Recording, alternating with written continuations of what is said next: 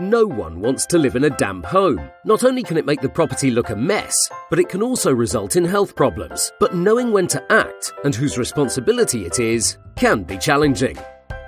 Firstly, it's important to be aware of the difference between damp and condensation. Condensation is caused when moisture held in warm air meets a cold surface, such as a window.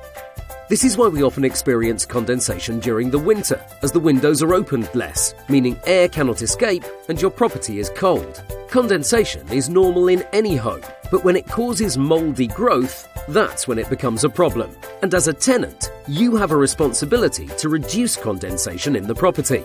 You can do this by producing less moisture. For example, you can dry your clothes outside whenever possible and keep lids on pans when cooking. If your property has a mechanical extractor, you should also make sure it gets used. And whilst it's not a fun job to do, make sure you regularly clear the grill of dust. Also, it may sound obvious, but you should make sure to let the damp air out and the fresh air in. And heat your home a little more. Simply setting the thermostatic radiator valve to 1 in unused rooms will make a big difference. Not all mould growth is caused by condensation, however, and both rising damp and penetrating damp are the landlord's responsibility. Rising damp is rare, but happens when there is an issue with the damp-proof course.